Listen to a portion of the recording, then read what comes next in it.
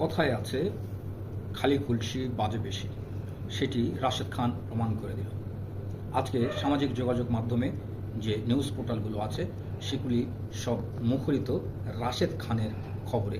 কারণ তিনি ঝিনাইদহ ৪ আসনে মনোনয়ন পেয়েছিলেন গণ অধিকার পরিষদ থেকে। তার রাজনৈতিক একটি সুন্দর ইতিহাস ছিল।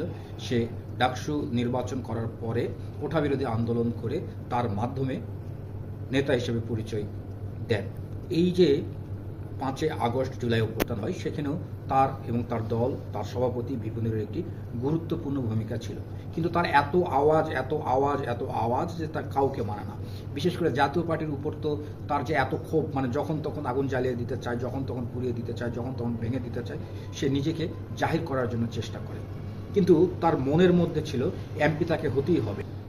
এই যে এমপি হওয়ার তার একটি লোভ আছে, খায়েশ আছে, মোহ আছে, সেটা তিনি প্রমাণ করলেন। গোটা বাংলাদেশের ৩০০টি আসনে যখন মনোনয়ন বিক্রি করলেন, বিক্রি করার পরে মাত্র 2টি আসনের বিনিময়ে বিএনপির সাথে তারা নিকুজিশনে গেলেন বা জোট তৈরি করলেন। জোট তৈরি করার পরে তাকে কিন্তু বর্তমান নির্বাচনী নিয়ম অনুযায়ী ট্রাক মার্কানে নির্বাচন করতে হতো।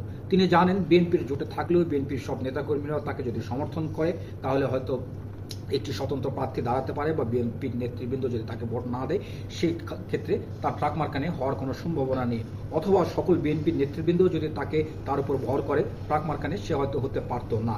সেই কারণেই তিনি বিএনপিতে যোগ দিলেন।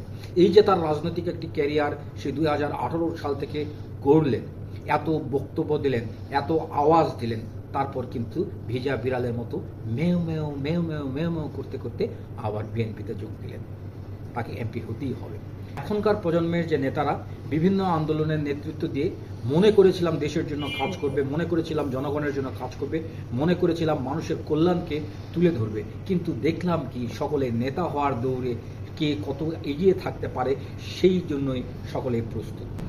ইতিমধ্যে আমরা দেখছি এনসিপি, এবি পার্টি সহ আরও 2-1টি পার্টি জামাতের সাথে জোট গঠন করছেন। সেই ক্ষেত্রে তারাও জোট গঠন করেছিলেন। জোটের রাজনীতি উপমহাদেশে আছে, বাংলাদেশে আছে, সব ঠিক ছিল।